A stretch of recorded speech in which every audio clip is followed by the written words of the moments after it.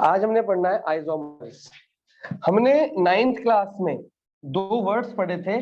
एक वर्ड था आइसोटॉप्स और एक वर्ड था आइसोबार्स। आइसोटॉप और आइसोबार कुछ याद है किसी को?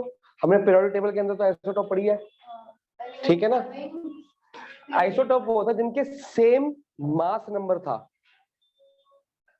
नहीं सेम एटॉमिक नंबर था। एटॉमिक नंबर एक है लेकिन मास नंबर क्या थे? अलग अलग। फॉर एग्जांपल क्लोरीन, क्लोरीन का एटॉमिक नंबर 17, ठीक है। और क्लोरीन 17 दो तरीके से आता है। एक क्लोरीन 17 आता है 35 पॉइंट नहीं 35 Cl35 ऊपर होता है एटॉमिक नंबर 35, और एक Cl आता है 37। समझ गए? एटॉमिक नंबर पता है?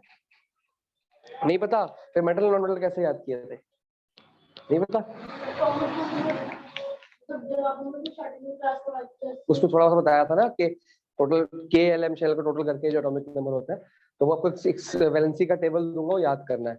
इनको तो याद क्या करना है, इनको तो रिपीट करा के फर्स्ट सेकंड थर्ड चैप्टर में केमिस्ट्री के करा के रटवा दिया इनको। तो क्लोरीन का 17 था, तो ये भी क्लोरीन का 17 है, ये भी क्लोरीन का 17 है। ये दो क्लोरीन के आइसोटॉप्स है जिनका एटॉमिक नंबर सेम है बट मास नंबर क्या है? अलग अलग। एटॉमिक नंबर सेम है, मास नंबर अलग। इसको क्या बोलते हैं? आइसोटॉप्स, ठीक है। Same atomic number but different mass number. अगर मान लो कोई एक्स एलिमेंट है, उसका मास नंबर है 12 और मास नंबर है 12, लेकिन एटॉमिक नंबर अलग अलग है 14 18। एक सेम एलिमेंट का एटॉमिक नंबर अलग है लेकिन मास नंबर सेम है। इसमें मास नंबर अलग है, एटॉमिक नंबर सेम है, और मास नंबर अलग सेम है, एटॉमिक नंबर अलग है। इसको बोलते हैं आइसोबार। मतलब आइसो वर्ड इसलिए लगाते हैं हम जो एक जैसा हो, ठीक है ना। ये हमारा 9th का कंसेप्ट है, 10th में यूज बहुत रेयर होगा। पीरियोडिक टेबल में आइसोटॉप यूज हुआ है, आइसोबार वहां भी यूज नहीं हुआ। आइसोटॉप तो हुआ है ना, बहुत इंपॉर्टेंट वो था। मेंडलीव ने आइसोटॉप का वो बताया नहीं, लेकिन न्यू वर्ल्ड ऑर्डर में आ गया, ठीक है। नाउ व्हाट आर आइसोमर्स, पहले मार्क करेंगे राइट साइड पे 219 पेज पे।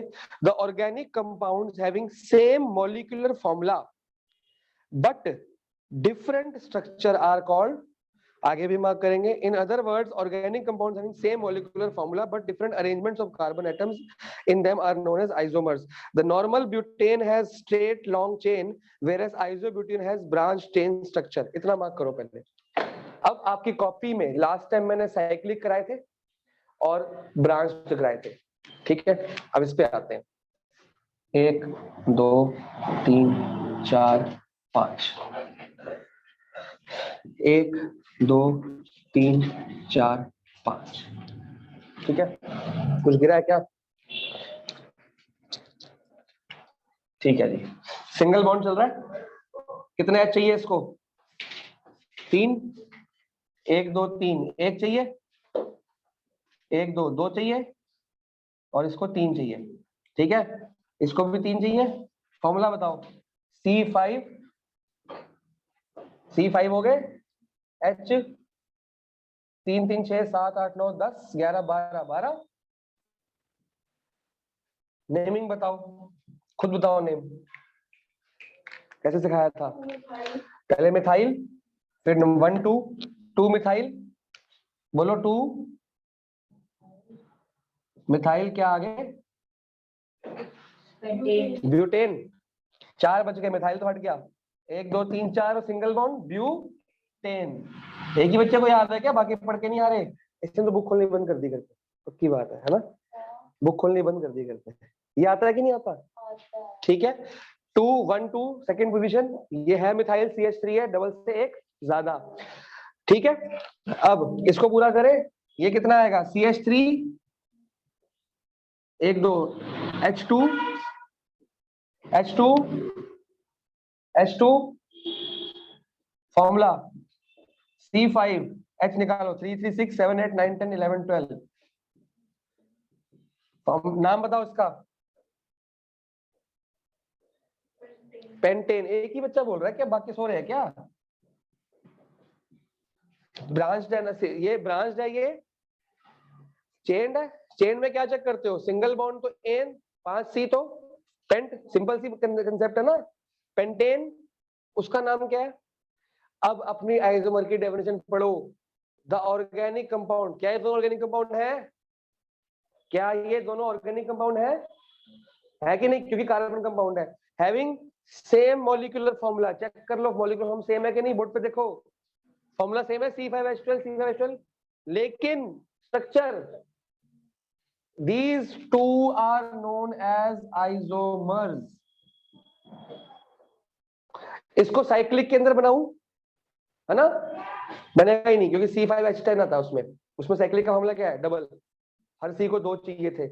लेकिन अब ये समझ आया आइसोमर? और बना के दिखाऊं? पहले ये बना लो फिर और बना के दिखाता हूं।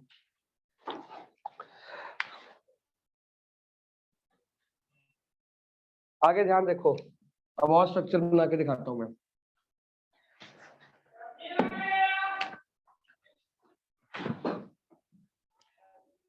CH3 CH2 CH2 CH2 CH3, ठीक है।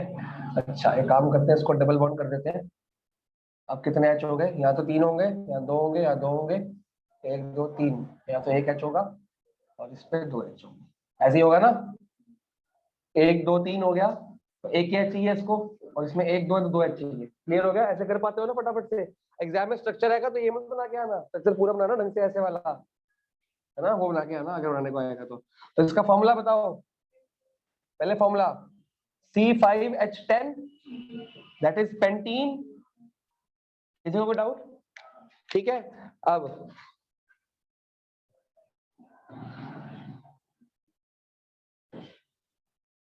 1 2 3 4 5, इसको कितने H चाहिए? 2। इसको सबको 2 चाहिए क्योंकि सर्कुलर है ना, रिंग बन गया।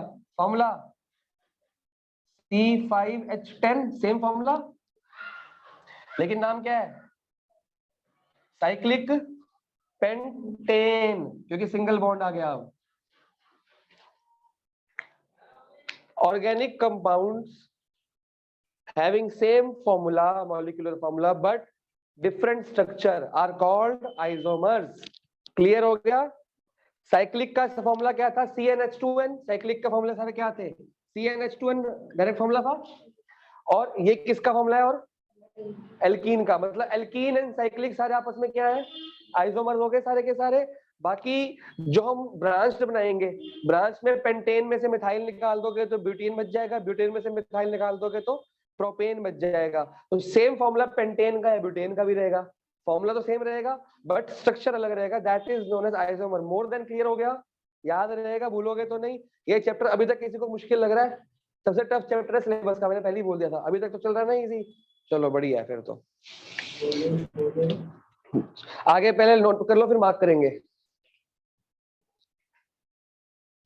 होमोलोगस सीरीज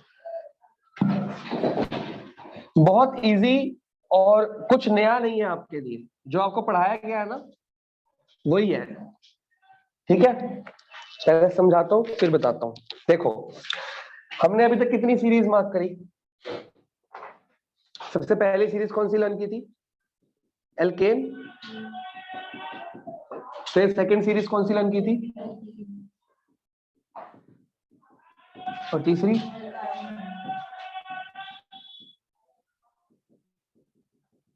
ठीक है, चौथी एल्काइल। मेन यही पढ़ा हमने, क्योंकि चेन में कोई सीरीज नहीं होती। अब ठीक है, ठीक है, यही पढ़ा ना? एक मिनट,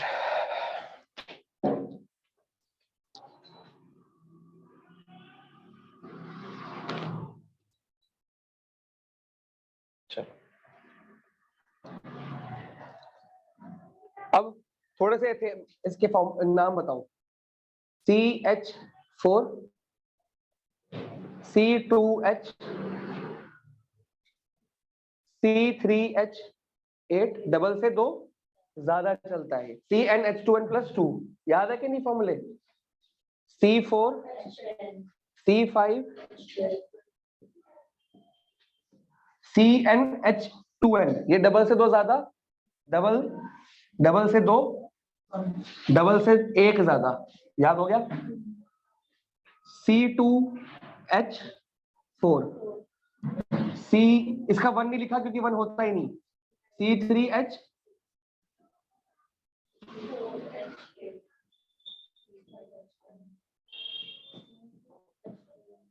किसी को कोई दिक्कत? ये इसके फर्स्ट 5 मेंबर्स, इसके फर्स्ट 5 मेंबर्स। हाँ जी, इसका भी मिथ नहीं होता, सीधा इससे शुरू होगा। C2H2, डबल से 2 कम, C3 4, C4H6, C5H, C10H10, sorry 10 लिख दिया, 6H10। ठीक है, पहला नंबर CH3, डबल से एक ज्यादा। सेकंड मेंबर, डबल से एक ज्यादा। थर्ड मेंबर, डबल से एक ज्यादा। फोर्थ मेंबर, डबल से एक 9, और 5 का हो गया 11। जबनीत याद हो गया? फॉर्मूले याद है? अभी तेरे को नहीं याद ना फॉर्मूले? पक्की बात है। चलो अब ध्यान से देखेंगे, सी किस किस एक एक बढ़ रहा है, और H 2 सी 1 1 1 1, H 2 2 2 2, 1 1 1 1, 2 2 2 2, 1 1 1 1, 2 2 2 2। ऐसी सीरीज जो सेम पैटर्न से बढ़ती है, इसमें C किससे बढ़ता है? 1 से, और H किससे बढ़ता है? 2 से। उस सीरीज को हम बोलते हैं होमोलोगस सीरीज।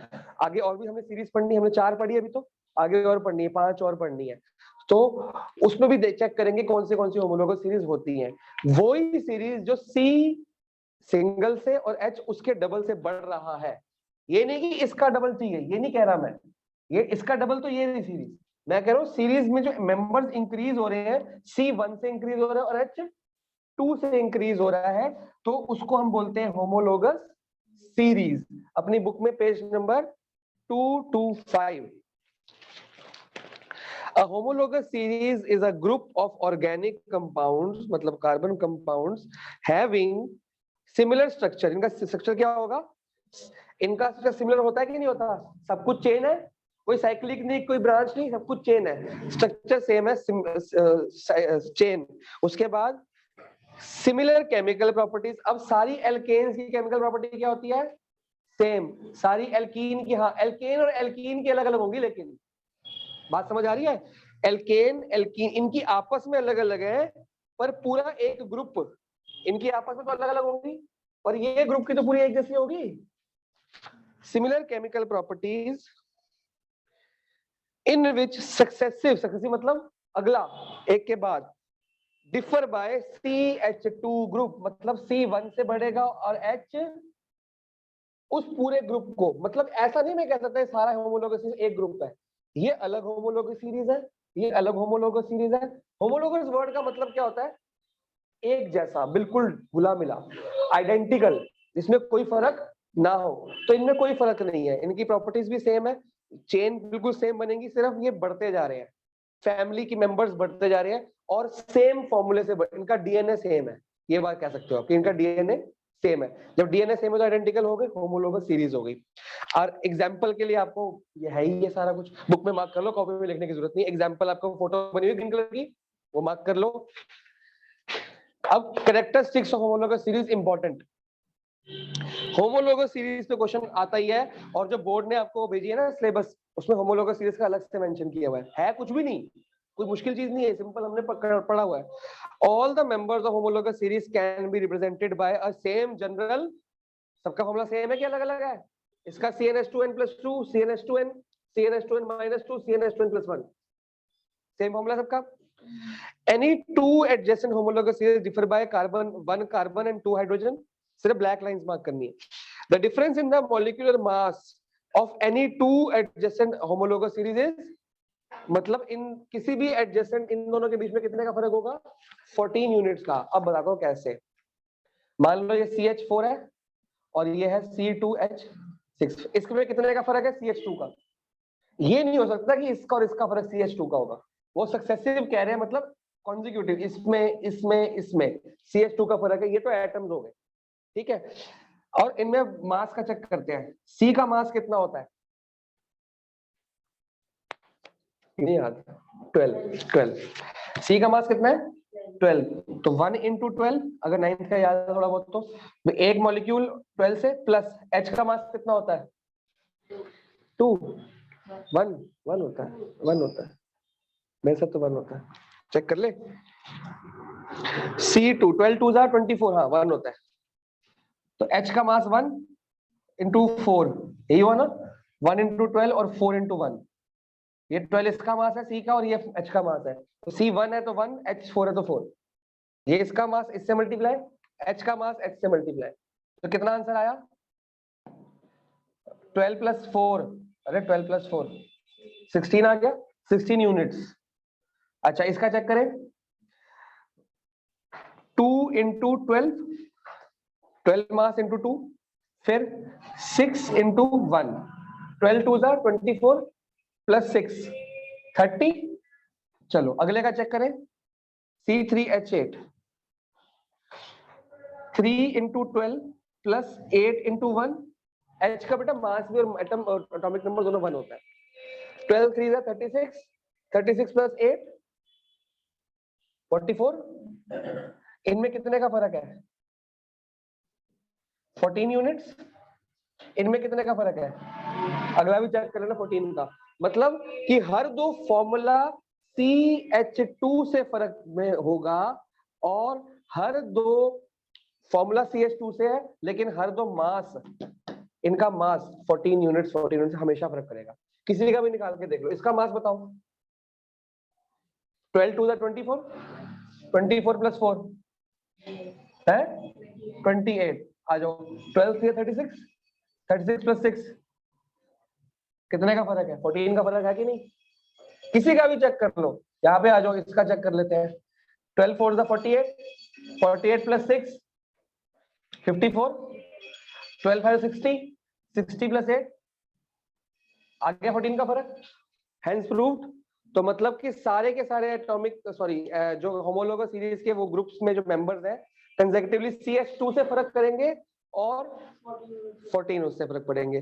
ठीक है जी, ये अपनी बुक में ऊपर लिख लो, निकाल के दिखाएगा क्योंकि आप भूल जाओगे क्या था वो, ये लिख लो इतना पोर्शन, पहले मार्क कर लो आगे का, फिर मैं रिकॉर्डिंग ऑफ करूंगा। All the compounds of homologous series show similar chemical properties, the members of homologous series show gradual change in their physical property with increase in molecular mass, मतलब chemical property क्या होंगी same, लेकिन physical property क्या होंगी थोड़ी सी changes होंगी, क्योंकि जैसे जैसे मास बढ़ रहा है प्रॉपर्टी, मतलब एल्केन मीथेन की शक्ल अलग होगी, इथेन की शक्ल अलग होगी, शक्ल फिजिकल मतलब शक्ल अलग होगी। यार मैंने अभी क्या बोला, ये डीएनए है, हमारे पेरेंट्स का और हमारी फैमिली का डीएनए सेम है, पर हमारी शक्लें क्या है ना, बाकी सब तो सेम है ना, डीएनए मतलब केमिकल प्रॉपर्टी सेम है, डीएनए सेम है, लेकिन फिजिकल प्रॉपर्टी डिफरेंट हो सकती है जैसे जैसे मास बढ़ेगा, सिंपल सी बात है।